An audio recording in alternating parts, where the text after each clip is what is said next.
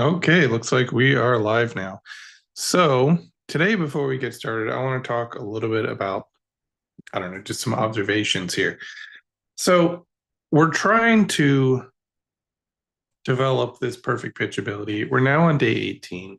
Yesterday, I had a little bit of a breakthrough where I could very clearly hear the differences between all the tones immediately. And that's what we're going for because with most people, if you go around, you learn about how people are developing perfect pitch. What ends up happening is they have to wait a few seconds. They'll listen to a note.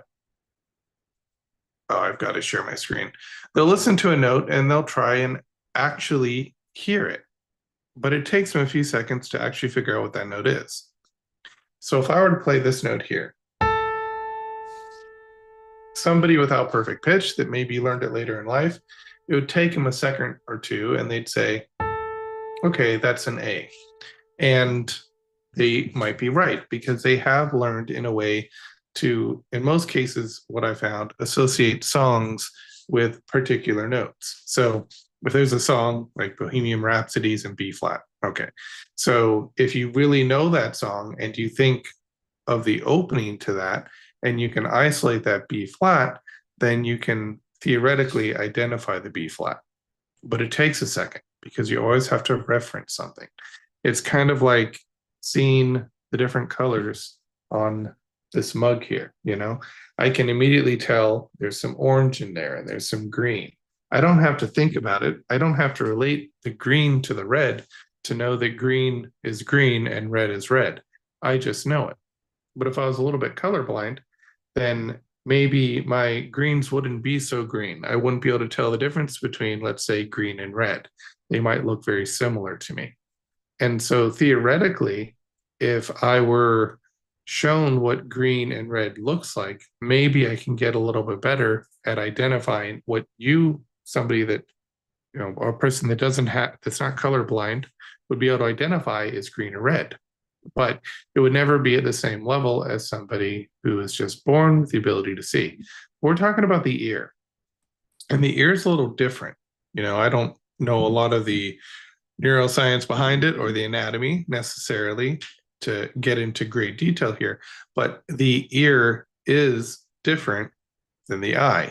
And in my experience, the ear can constantly develop and constantly hear more things. And more than that, it's really the brain that's most likely doing the processing.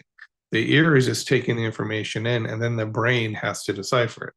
So, yesterday, what I experienced was actually really interesting because I got a glimpse of potentially what it could be like to have perfect pitch where you just hear the notes.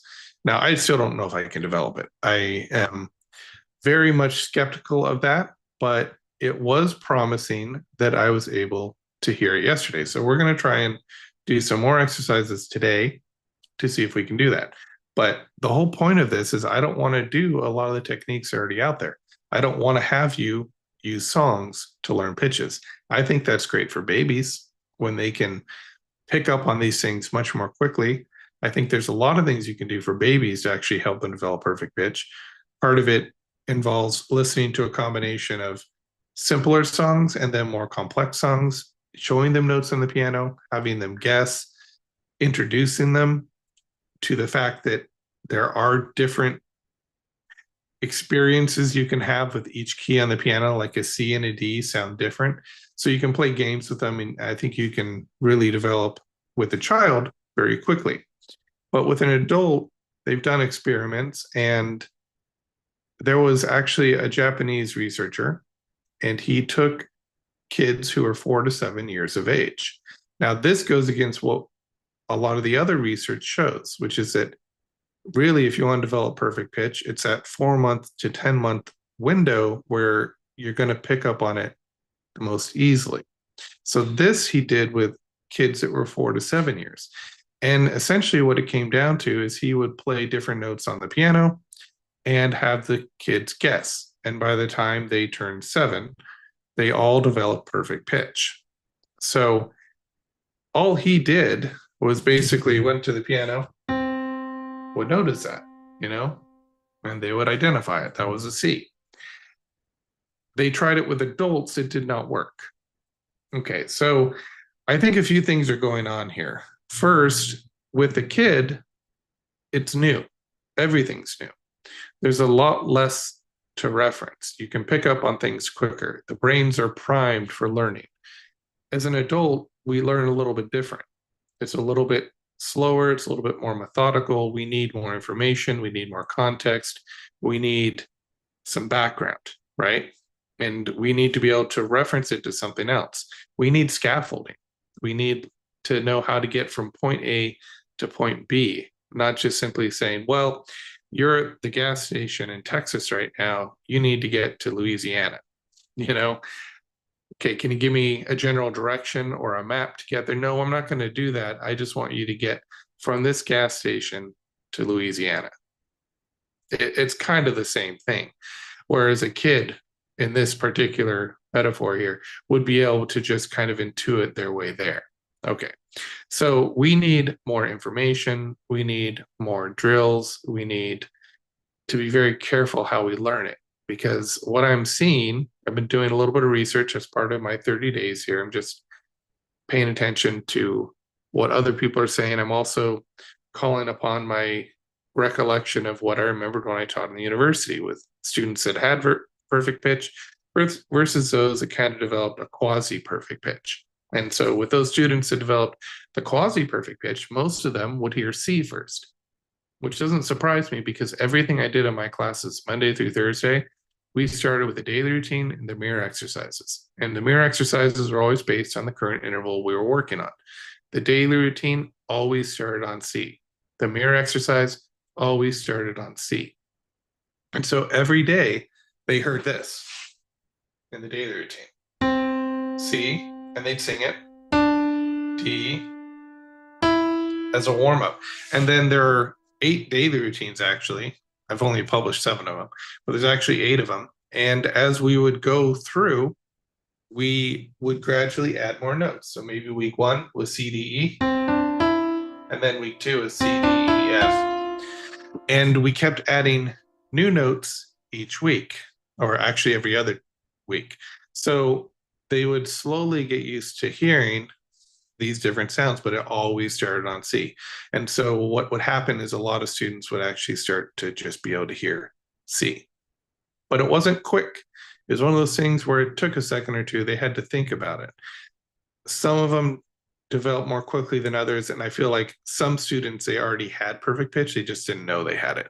I came across that a lot where a student just suddenly realized everybody else in the class doesn't hear the way they hear. And that was always fun for them because they realized that all they had to do was learn to associate the tones with the notes they were hearing that they already recognized. So if you're born in perfect pitch, you just have this instant ability to recognize, not born with it. I still think it's probably learned, but it's just like this cup here. You can see all the different colors. I don't have to even think for a moment. But if I flash this here and then take it down, are you going to be able to remember every single color? It's the same thing with perfect pitch. You probably wouldn't be able to recreate that imagery. There is too much information there, too many different colors. But you could focus in on a few colors that really stood out to you. There's definitely some red, some orange, some green in there, and some black, and some white. So you'd have a general idea of what it was made up of. If you looked at it a little bit longer, you could identify everything in that photo or that picture on the mug. Perfect pitch is kind of the same way. With perfect pitch, we have to, you can know what the notes are, but it can still take you a second for a really complex piece to be able to hear every single note. And so that's where musical memory comes in, because somebody with really great perfect pitch, they can hear all these different notes. Part of it is musical memory. And so one of the things that we know increases your ability to perform well with ear training is increasing your musical memory. This is why I think, in a lot of cases, if you're an instrumentalist, if you play piano or violin, or you're a vocalist, you tend to have to memorize your music for performances. Your instructors make you do this. If you play trombone, euphonium, trumpet, we tend to not be required to memorize our music. We are usually allowed to use a music stand and things of that nature. So it's interesting that in some ways, more complex instruments like the piano, they generally do have most of their music memorized for recitals in college. And I do think that memorization helps increase their musical memory, which makes them predisposed to be able to have a better ear in general. Because I always notice the pianists in my courses tend to have really good ears. It's actually the brass players that didn't have the best ears. And I'm a brass player, so all my friends are going to come after me after this. But it's true. They tend to not have the best ears. And you wouldn't expect that because a piano, you just push the keys, the sound comes out, right? Well, it's more involved than that. So, what I want to do today is continue to work on some of these exercises, but I want to emphasize that if you're trying to develop the skill, I don't know what good it is if you simply have to recall a song to be able to identify C or G or F or any other note, because now it's a party trick. You're just taking a few seconds and then you're recalling the song that fits most close to it, the one that you can remember, and then you can say, that's F. And the problem is, I think that it's similar to relative pitch training, where we start to use songs. Like early on, we will often say, hey, use a song to learn what a perfect fourth sounds like. Here Comes a Bride is a popular one. Twinkle, Twinkle, Little Star is a perfect fifth. Bum, bum, bum. That's a perfect fifth. And I think it's the same type of crutch, but with a more subtle skill.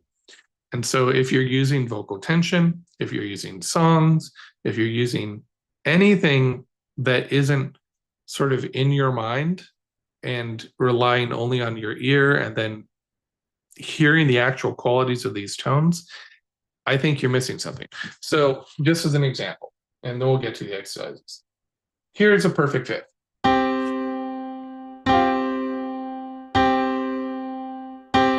It has a certain quality to it. It's made really obvious. I'm going to make this real obvious if I play it against a major seventh. Real easy. Okay, now if I move that major seventh here, the quality changes a little bit. If I move it down here, changes a bit, but it's still a major seventh, just like this.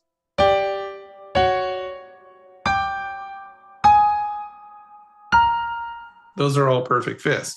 So we can learn to recognize intervals by their quality. And it's so fast, it's like immediate. But if we're using songs, it's delayed. We go like this.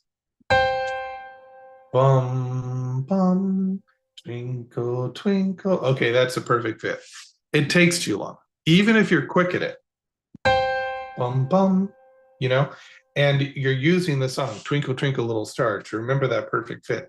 It's still not as fast as someone like myself and other people that I've trained who can just hear it and say that's a perfect fifth.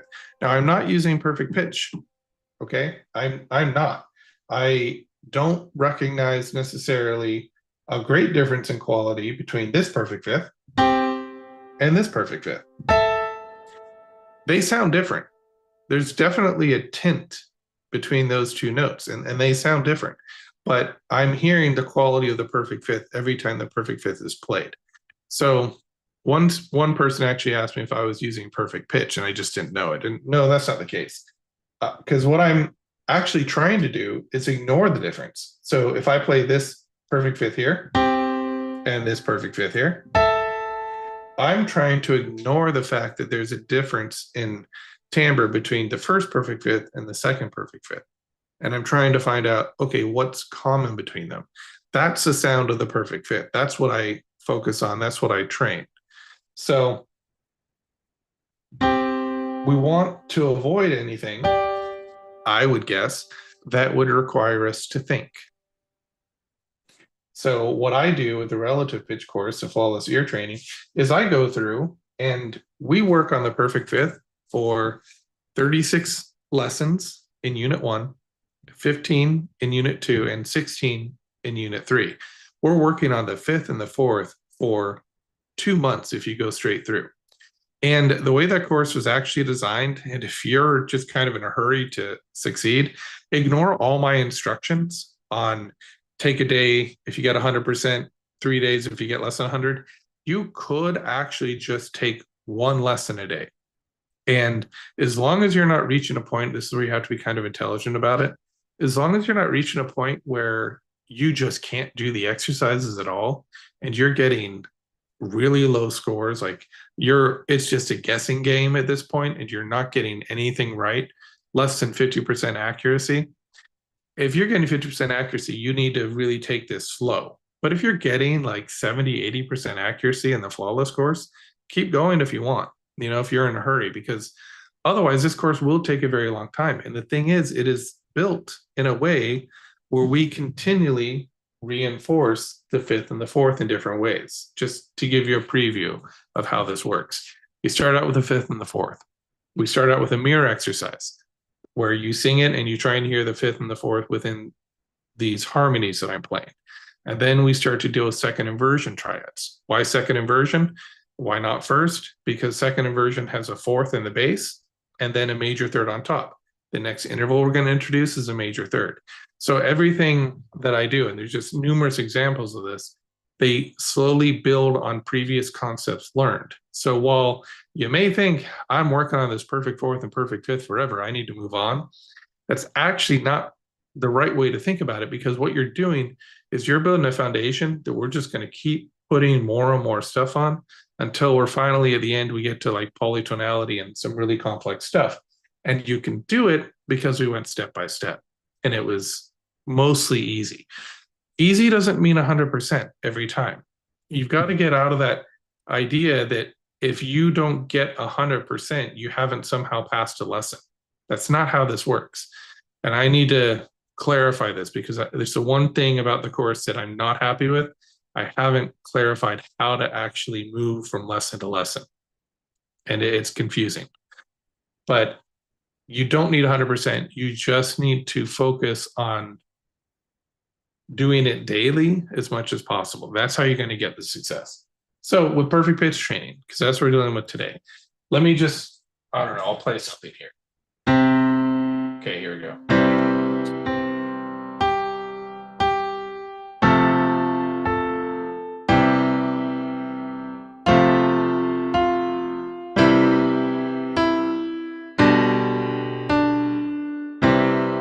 Okay, that was in the key of C. How about this?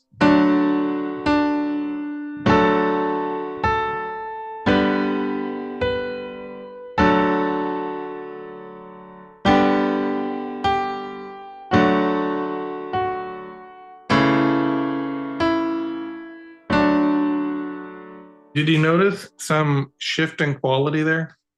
C had one quality.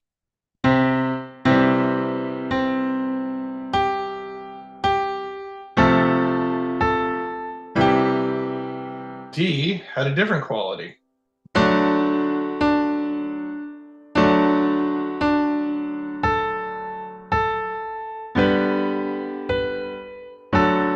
E would have yet another quality.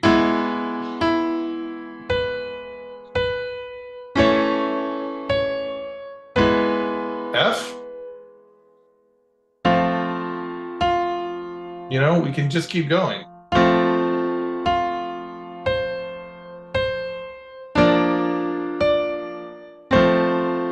So each key ends up having its own quality.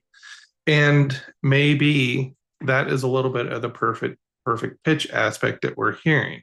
When we have more information, we have all these different tones to deal with, maybe it's easier to hear the qualities of keys versus qualities of notes and also qualities of intervals. So I don't know, maybe the person's right. Maybe what I have done with my relative pitch course is developed a tiny bit of perfect pitch awareness where I hear the quality of that. It's kind of like a perfect pitch skill. The difference is, though, I don't in any way know that without a reference pitch that I started on C and then went to G. I just know that this sound here sounds like this sound here, and this sound, and this sound. They all have that open quality of a perfect fifth, but something is missing. Okay, so what we're going to do today is we're going to continue to work on B flat, and I'm going to stop rambling, but I'm going to work on B flat, C, D, and E. And I'm going to go ahead and just, in my mind, I'm going to always stick with C right now. I'm going to try and hear a C and then play it on the keyboard and see if I get it right. I probably will because I've already played today. Yeah, okay, I got it right. But you notice how long that took? Okay, so there's another aspect of perfect pitch training, which I think we can get into real quick. There are different levels, right? There is the ability for me to play a note and for you to recognize, oh, that's a C. The kind of high point of this is actually being able to sing a C and then have it be correct, like mentally recreate the sound of C in your mind. That's sort of an advanced stage. And a lot of times we think we have perfect pitch and we don't because we're using vocal tension. And I noticed that with some of my students who would come to me and say, well, I think I have perfect pitch. And then I just run a few little experiments with them. And I'd realize very quickly they're paying attention to their throat. They're paying attention to the way it feels on their head. There's something about the vibration of the note they're memorizing rather than the actual note itself. So again, we want to just focus on the individual note. The more you focus in, the more you lose it. But I'm going to say that you actually do have to focus on it. You do have to try and hear it. But know that the more you try, the more elusive it becomes. It's like it hides. So go ahead, focus in on the B flat here, and really act like you're trying to search it out. It's like a cat that's hiding from you and is afraid.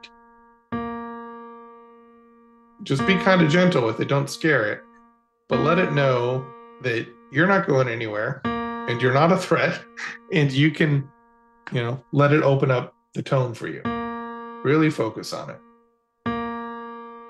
Okay, now recreate it in your mind.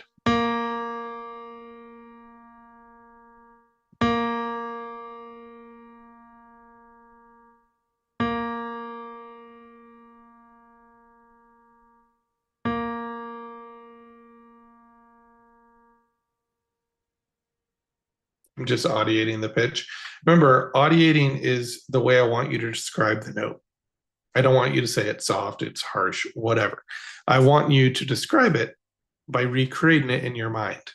That's how we describe notes in this theory that I'm developing here. And whether it works, I don't know. But this is how I want you to try and describe it to yourself with a mental image of the note, the articulation, the decay, anything you notice about it. No words, just sound.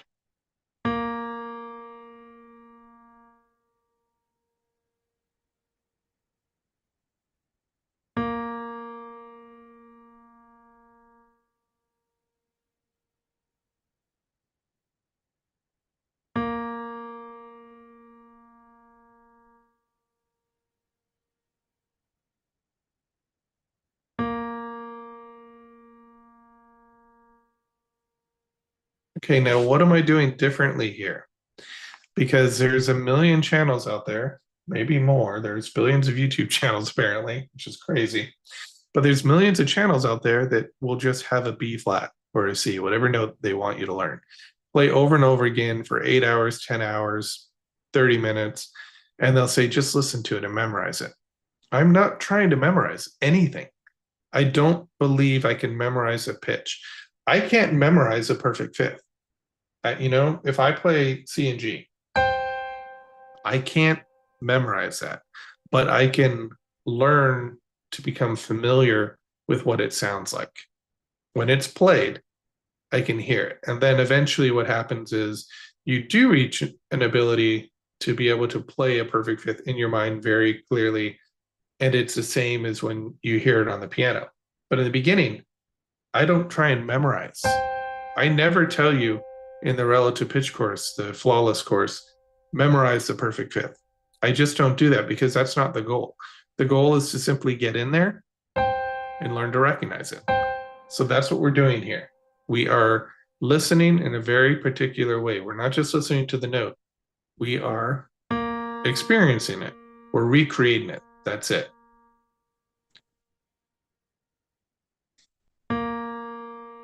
And me playing the note, that's your training wheels. You know, you have a bike. So that's the training wheels. We're not going to take them off for a long time.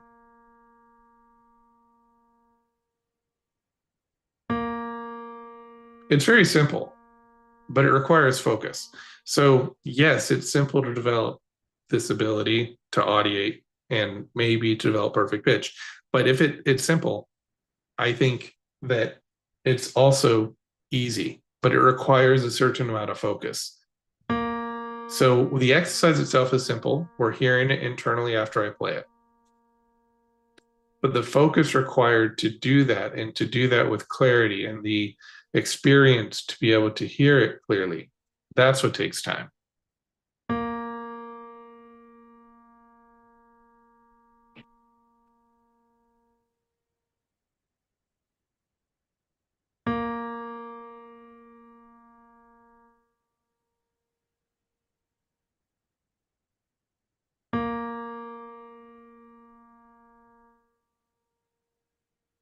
How are you doing? Are you able to replicate it? Are you able to hear this in your mind?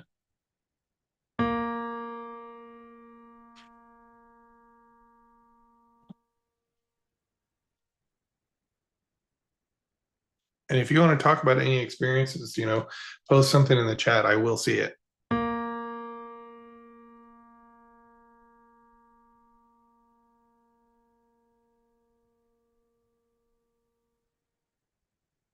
Take a picture, replay it in your mind, make it as close to the original as you can.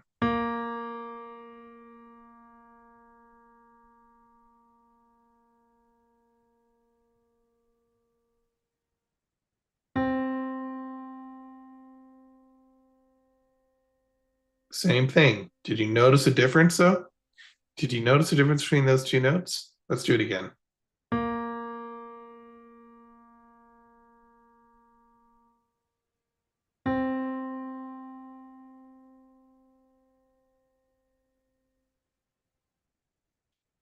Listen to the C. That was the last note I played.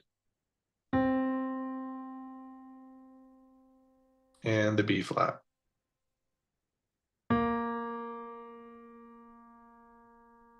And the C. Okay, now we've been taking a picture and hearing it in our mind. Hear the B flat without me playing it.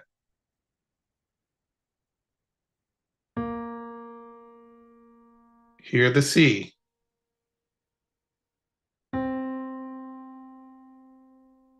Notice the difference? Hear the B flat.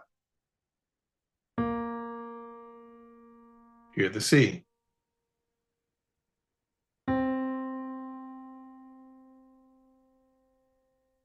Okay.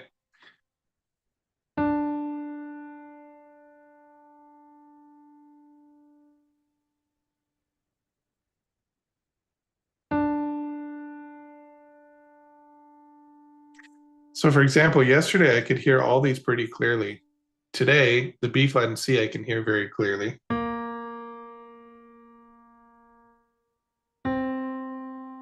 Very different sounding to me, but I'd never be able to guess it just spontaneously. And then the next note. Okay, now the D is coming back a little bit. I'm starting to hear the difference again. So audiate after I play.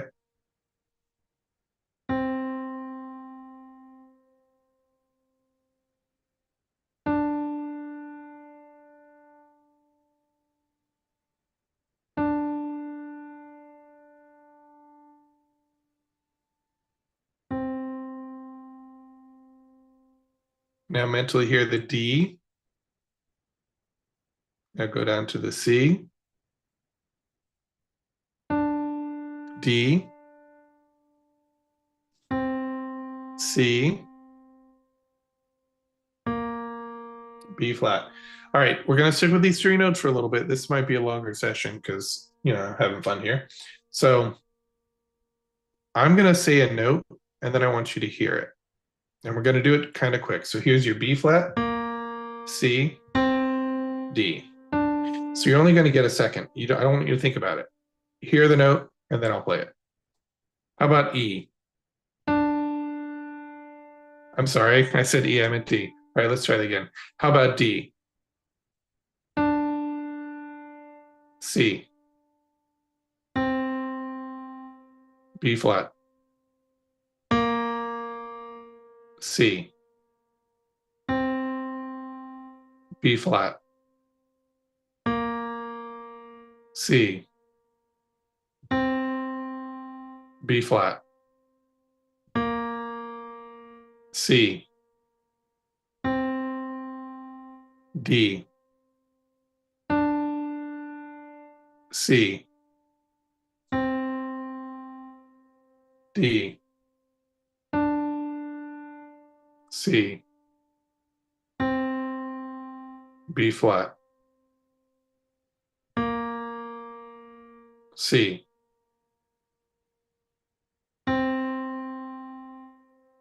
D, B flat, C, D. So you can get faster at this. Even with this undeveloped perfect pitch, though, this is a good exercise for developing your relative pitch. B flat. Now here is C.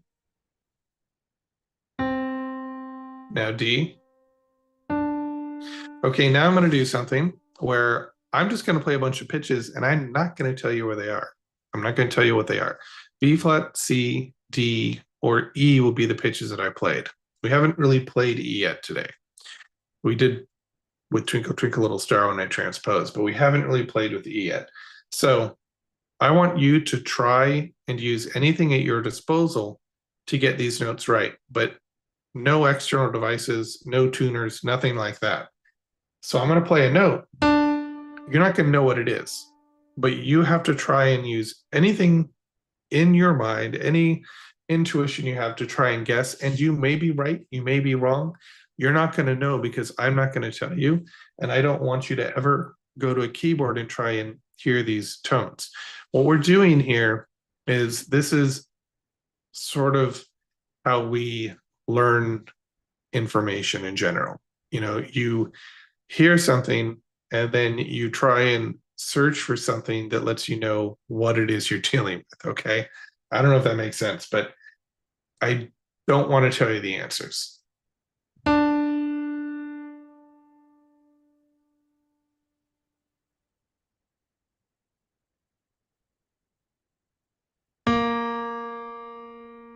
And try not to use relative pitch, which is very hard. Try and recognize these notes almost like they're friends.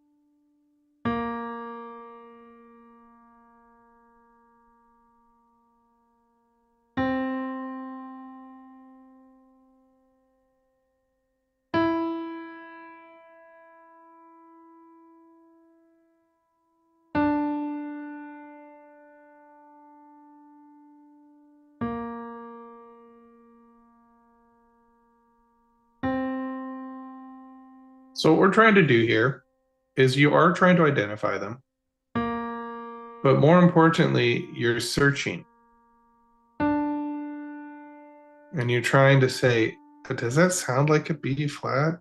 No. Does it sound like a C? Maybe. Does it sound like a D? I don't know. Does it sound like an E? You're trying to search for what feels right.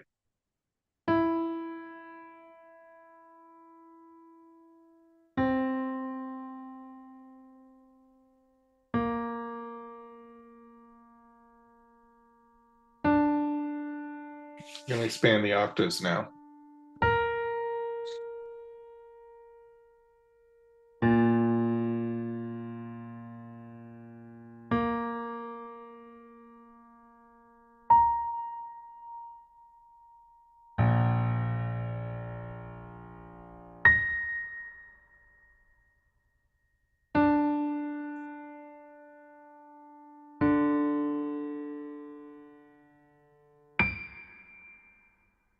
Listen for the shape. What does it sound like to you?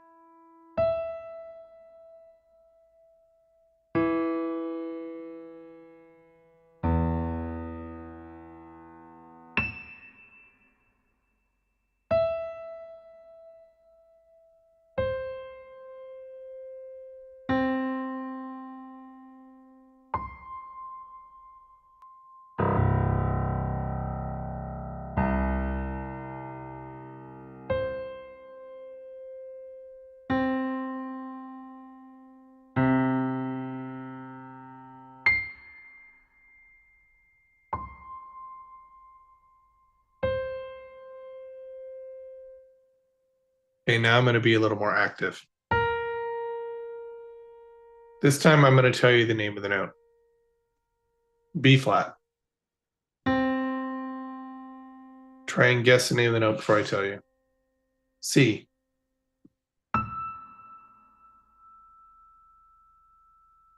E.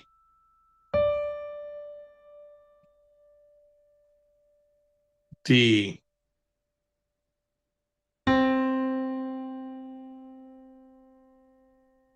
C.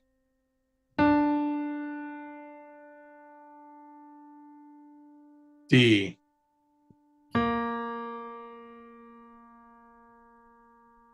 B flat. D.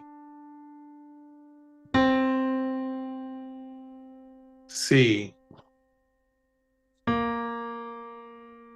B flat. E. D. E. C. D. B flat. D. E. Oh, that was C. And E. Okay, one more thing. I'm going to play 3 notes. Only one of them is a B flat, C, D, or E. So remember, only dealing with B flat, C, D, or E. Only one of these notes will be one of those pitches. You don't have to identify it, but you just have to say, yes, I hear B flat, C, D, or E, or no. I'll tell you the actual pitch name just in case you get it right.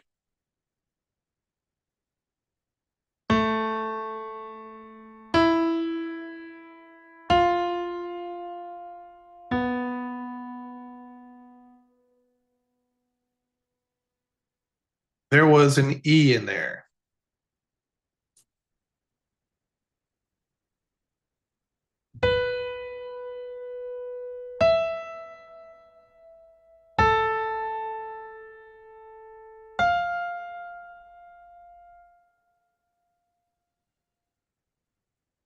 Again, there was an E.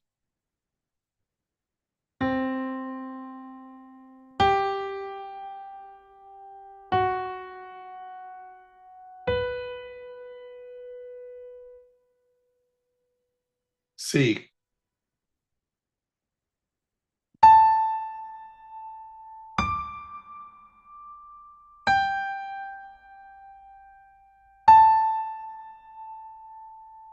D.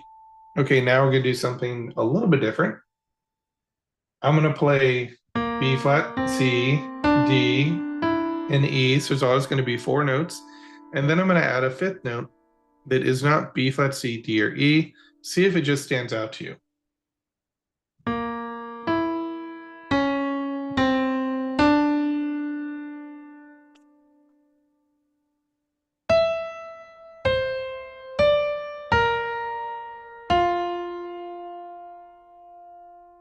I'm not going to tell you which one's out. You just have to feel for something that doesn't feel like B flat, C, D, or E.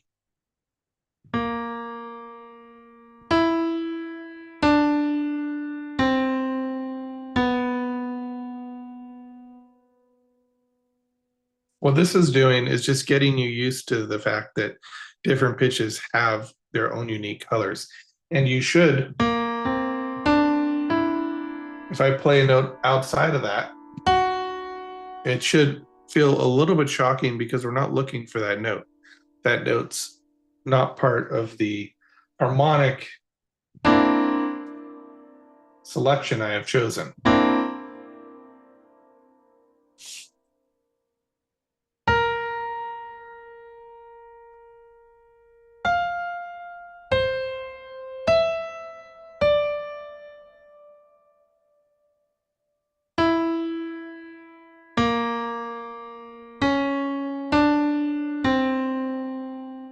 Okay, so that I think is all we're going to do for today. And I will be back again tomorrow for day 19.